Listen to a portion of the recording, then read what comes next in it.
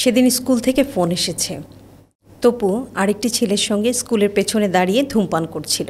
হঠাৎ খেলার মাঠে একদিন খেলতে গিয়ে তুচ্ছ ঘটনাকে কেন্দ্র করে বন্ধুরা মিলে তাদেরই আরেক বন্ধুকে লাঠিসোঁটা রড দিয়ে পিটিয়ে আহত করেছে।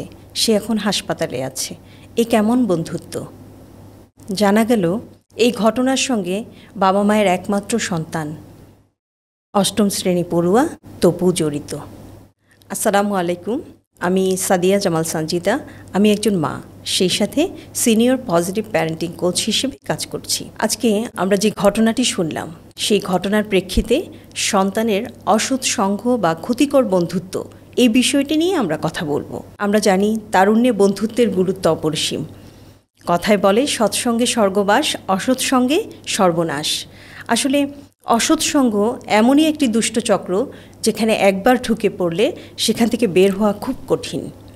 আর সন্তান যখন অসৎ সঙ্গে জড়িয়ে পড়ে তার মধ্যে কিছু লক্ষণ প্রকাশিত হয়।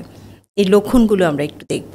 লক্ষণগুলো হলো বন্ধুকেই সবচেয়ে বেশি গুরুত্ব দেয়া, বাবা মায়ের সাথে সম্পর্কের অবনতি হওয়া, কোনো কোনো ক্ষেত্রে বাবা মাকে প্রতিপক্ষ মনে করা, হঠাৎ করে লেখাপড়ায় মনোযোগ কমে যাওয়া, তার পোশাক আশাক এবং চেহারায় পরিবর্তন আসা, দেরি করে বাড়ি ফেরা অথবা অতিরিক্ত গোপনীয়তা রক্ষা করা, কথায় কথায় মিথ্যে বলা, আক্রমণাত্মক রূঢ় আচরণ করা। এই লক্ষণগুলো দেখলেই আমরা বুঝতে পারবো সন্তান হয়তোবা কোনো অসৎ সঙ্গে জড়িয়ে পড়েছে বা ক্ষতিকর বন্ধুত্বের মধ্যে আছে। কিন্তু এই ক্ষতিকর বন্ধুত্বে কেন সন্তান আগ্রহী হচ্ছে, এই বিষয়টি আমাদের জানা প্রয়োজন। অর্থাৎ এর কারণ কি?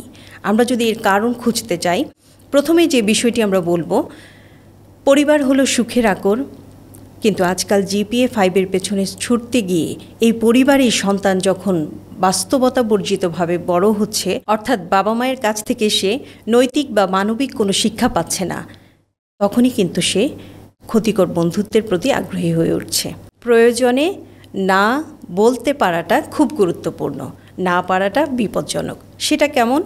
ধরুন একজন কিশোর, তার বন্ধুরা তাকে বলছে চল আজকে আমরা সবাই মিলে তাস খেলবো। সে খেলবো না এই কথাটি বলতে পারলো না। সে বলল না আমি তাস খেলতে পারি না। বন্ধুরা তাকে বলল চল সবাই মিলে একসাথে যাব, অনেক মজা হবে। আর একান্তই যদি খেলতে না পারিস তাহলে সবাই মিলে গান বাজনা করব, অনেক মজা হবে। তো একদিন দুদিন এভাবে করে সে অসৎ সঙ্গে জড়িয়ে পড়ল। তাসের প্রতি তার একটা আসক্তি তৈরি হলো এবং সেখানে আজকালকার বাচ্চারা ভেপ বা সিগারেট এ ধরনের বিষয়গুলোর সাথে সম্পৃক্ত থাকে। এভাবেই কিন্তু মাদকাসক্ত হওয়ার সম্ভাবনা বেড়ে যায়। আর এই যে খারাপ হওয়াটা কিন্তু এখান থেকেই শুরু হয়। আমাদের ব্রেনে মিরর নিউরন নামে এক ধরনের নিউরন আছে। এই নিউরনগুলো আশেপাশের মানুষের চিন্তা ভাবনা এবং আচার আচরণ দ্বারা প্রভাবিত হয়। সুতরাং অসৎ সঙ্গে যারা চলে বা উশৃঙ্খল জীবনযাপনে যারা অভ্যস্ত, তাদের সাথে বন্ধুত্ব করাটা আত্মঘাতী। সন্তানের জীবনে লক্ষ্য না থাকা, রোল মডেল না থাকা। আমাদের সন্তানেরা যখন ক্ষতিকর বন্ধুত্বে জড়িয়ে যাচ্ছে, তাদেরকে কিভাবে আমরা এই ক্ষতিকর বন্ধুত্ব থেকে স্বাভাবিক জীবনে ফিরিয়ে আনতে পারবো, এক্ষেত্রে কিছু সমাধান নিয়ে আমরা আজকে কথা বলবো। তবে সমাধানগুলোকে আমরা দুটো ভাগে ভাগ করেছি। একটি বিষয়কে আমরা বলতে পারি আশু সমাধান বা ইনস্ট্যান্ট করণীয়।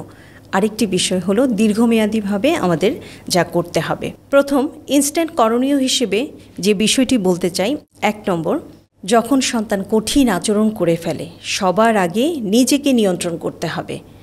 আসলে সন্তানের যে কোনো খারাপ আচরণ বাবা মা হিসেবে দেখে ফেললে বা কেউ অভিযোগ করলে স্বাভাবিকভাবেই কষ্ট লাগবে, এটা খুব স্বাভাবিক। তাৎক্ষণিকভাবে নিজেকে সংযত করতে হবে, রাগ করা যাবে না। প্রয়োজনে কিছু সময়ের জন্য দূরে সরে যেতে হবে। এরপর ধীরে সুস্থে প্রশান্তভাবে সন্তানকে বুঝিয়ে বলতে হবে। 2, যে কথাটি আমরা সব সময় বলে থাকি, সন্তানকে সময় দিন, সঙ্গ দিন। আসলে সন্তানের সাথে খুব রূঢ়ভাবে কথা না বলে বন্ধুর মতো কথা বলতে হবে। এবং সবচেয়ে বড় যে বিষয়টি, বিশ্বাসযোগ্য পারিবারিক সম্পর্ক তৈরি করতে হবে। যখন আমরা বিশ্বাসযোগ্য পারিবারিক সম্পর্ক তৈরি করতে পারবো, তখন যে কোনো সমস্যা আমরা খুব সহজেই সমাধান করতে পারবো। সন্তান আমাদেরকে বুঝতে পারবে।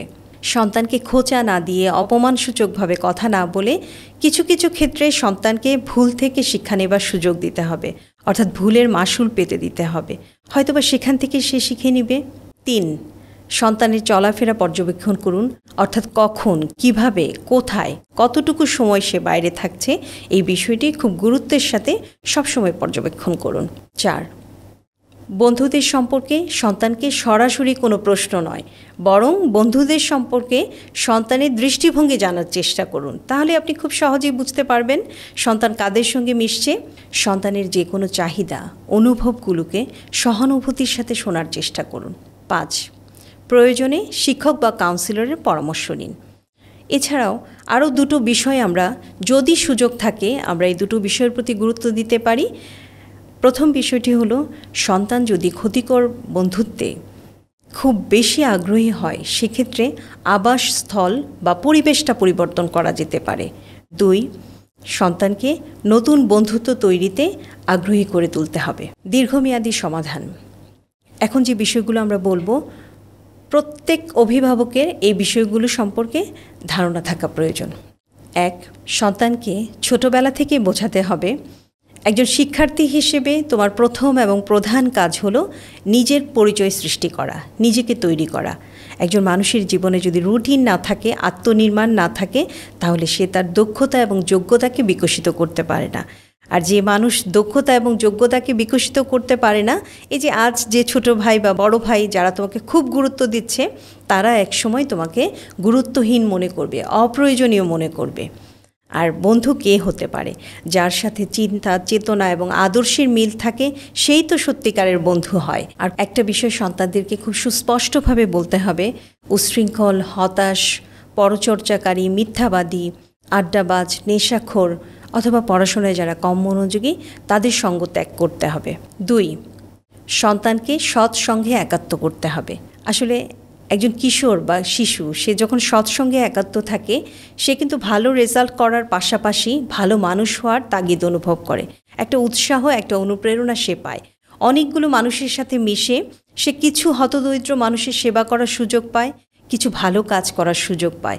ভালো কাজের যে আনন্দ, এই আনন্দটা সে অনুভব করে। আর তখন সে জীবনের লক্ষ্যটাকে ঠিক করতে পারে, জীবনটাকে গুছিয়ে নিতে পারে সুন্দরভাবে। 3, স্পোর্টস, কারাতে, মিউজিক, ছবি আঁকা, বই পড়া, এই ধরনের এক্সট্রা কারিকুলাম যেটা আমরা বলে থাকি, অর্থাৎ এই ধরনের সৃজনশীল কাজে সন্তানকে উদ্বুদ্ধ করতে হবে।